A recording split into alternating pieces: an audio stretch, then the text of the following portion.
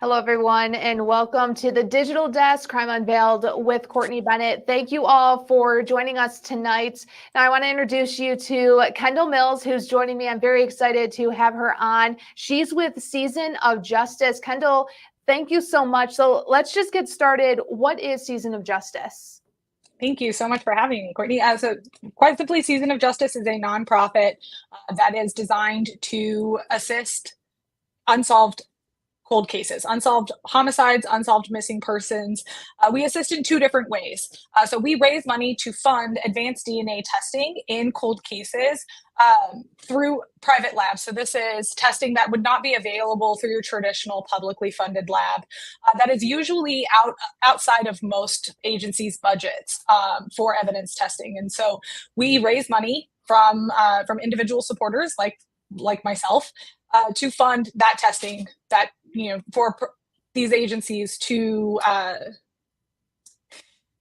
bridge that gap so that they can get the results that they need that they otherwise would not get to help solve these cold cases. And additionally, we also fund awareness campaigns for families where DNA testing may not be a viable option.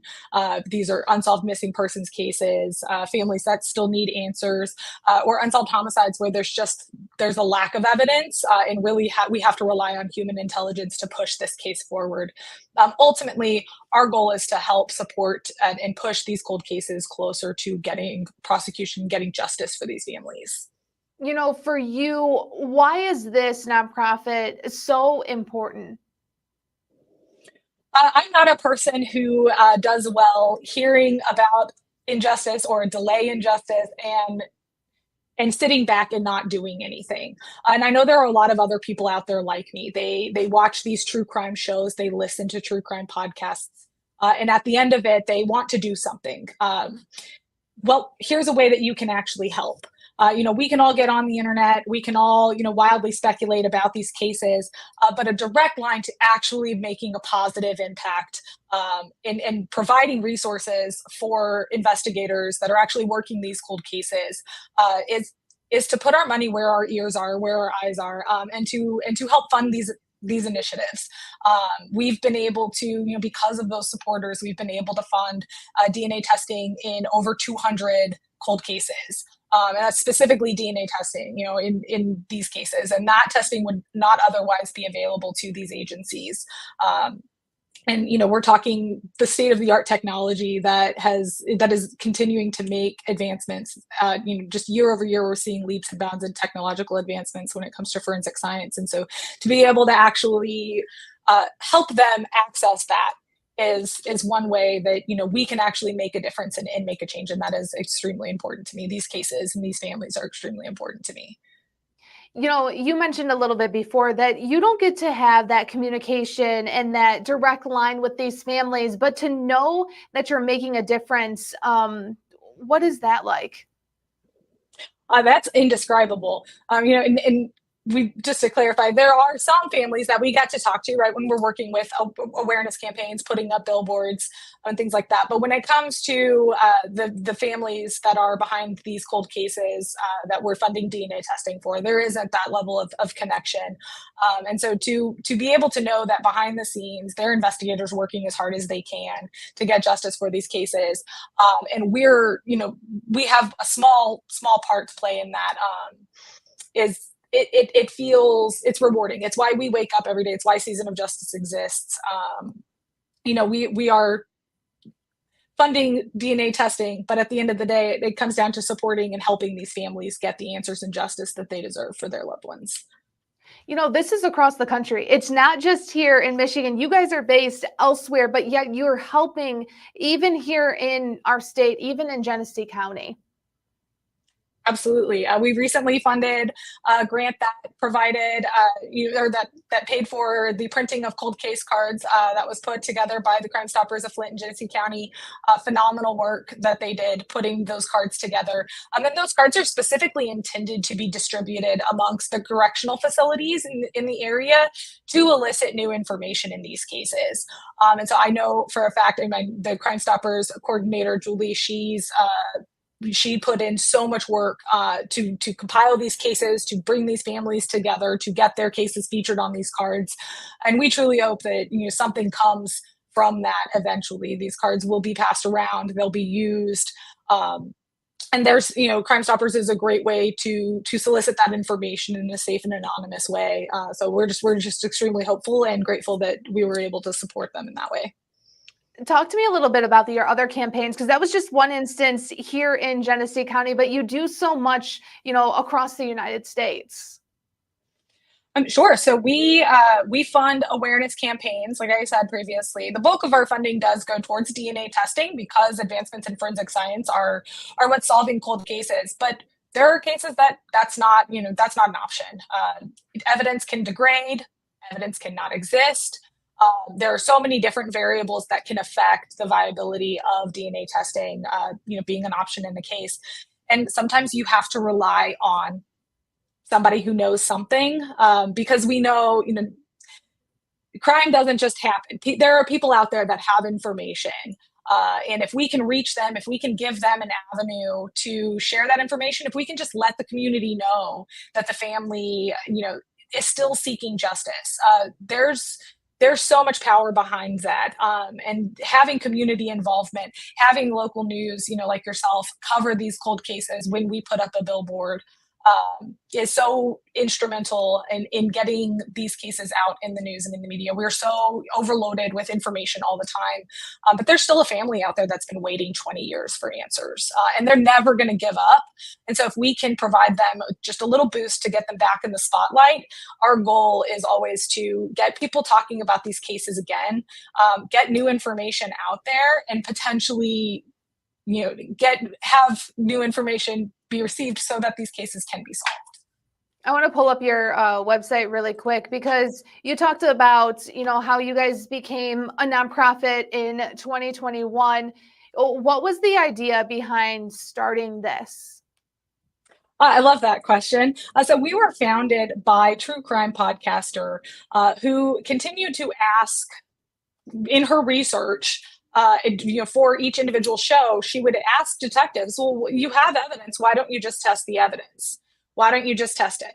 And that's something that as listeners or as consumers of this material, we watch these shows all the time and go, well, why don't they just do it this way? Why don't they, this has been sitting in a box for 10 years. Why don't they just test it? And come to find out over the course of her research that there's not a simple answer to that question. If they could, they would. Sometimes it's financial barriers. Sometimes it's the quality of the evidence. It's also technology. Is technology advanced enough to be able to, is it sensitive enough to test this evidence? And so in that, she, came up with this idea of, how can we fund this testing? How can we take care of this for you? And so Season of Justice was born out of that idea. It was to give people like me who aren't good at just sitting back and watching something happen and who actually want to take an active role in making a difference, to give us a tangible pipeline to positively, impact these cases, like I said earlier. Additionally, we also, learned that families also need support. There's sometimes DNA testing is just not possible. It's just not the right option at the time.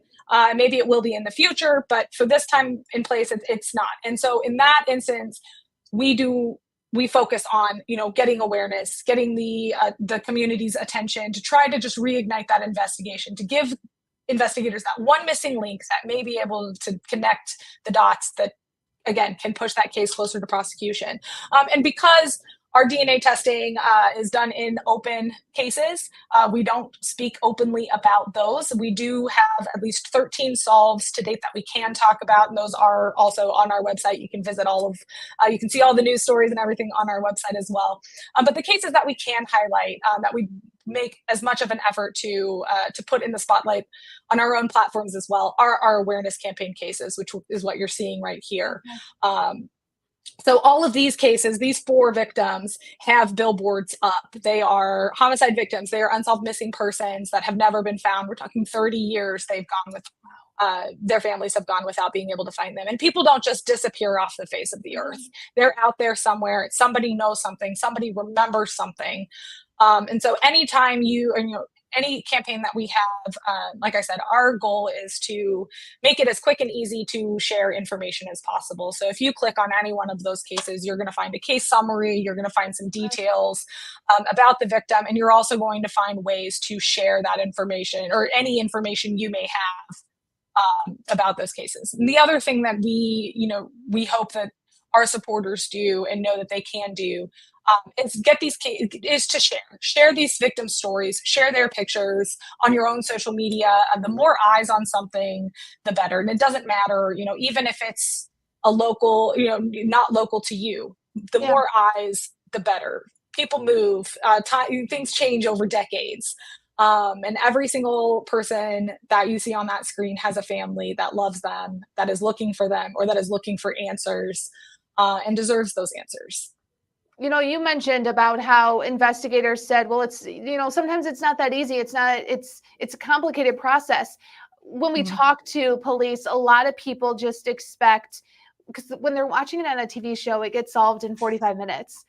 And that's hard to comprehend when it's so easy to see on TV opposed to what is actually happening in real life, because it's not that easy. It could take, decades in order to, solve these cases. And there are investigators that are working hard to solve the cases. Yeah, and I say that I'm lucky because the investigators that fill out our applications that come to me, I get the best of the best. These are investigators that don't give up on these cases. They'll hold off on retiring for these cases. But you're not wrong. There are so many other variables that I didn't realize until I was in this world that can prevent testing from happening in a timely manner, from happening at all. And a lot of times it's out of the investigator's hands. Sometimes it's out of the lab's hands as well. Their technology is just advancing at a rapid rate. That costs money. That a lot of our publicly funded labs, they're funded by our tax dollars. Their budgets are dependent on how much we pay. And so, there are some areas of this country that just their budgets for cold case testing or, evidence testing in general is just non-existent. And so what do you do when you have active cases that you're working on, but you also still have cold cases that need to be worked on? And this is a way that we can tangibly help alleviate that. So, there's not only is it financial, but you also have to deal with or look at, the quality of the evidence.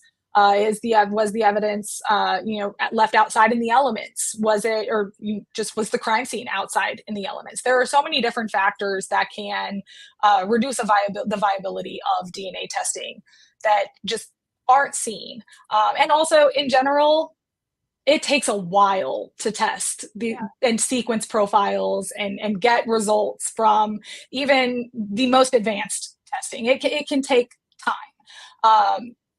And so there's, we've all heard about the evidence backlog when it comes to sexual assault kits.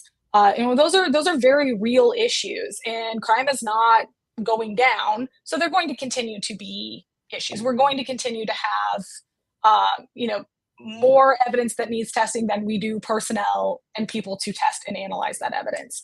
So it can take time, but hopefully we are here alleviating some of that. And I know that I'm extremely grateful for the investigators that work on the cases that they bring to us, because they're trying everything to get these cases solved. So. You mentioned it, that this was started by someone who had a crime podcast, would have detectives on there. Mm-hmm. What do you think right now is the draw for people? Because people are very invested in, crime and in these unsolved cases, and it's getting shares on social media. There's also TV shows about it. Why do you think people are so invested right now? I think there's a lot of different reasons, some not so great. But I know for me, it's a sense of justice. I want to learn about, I like understanding why people do what they do, but also I want to learn about ways that I can help, families that I can help that might need help. I think it's also just not having answers. As humans, it's in our nature to want to fill in those gaps. And I think we're attracted to mysteries, to things that might, that might not always be as they seem. So I think there is some allure there. But ultimately, I hope that at the end of the day, it's because people care about these stories. They want to make sure it doesn't happen to another person in the future, and they want to help these families. I want to pull up your website again because you mentioned that you guys are you're a nonprofit. So you do, Mhm. you rely on those donations. How can people donate to help, fund these campaigns and fund the DNA testing? Thank you for asking. Very simply, you can go to our website and you can click that button right there that says donate today, or visit the support SOJ menu there and click that donate button. We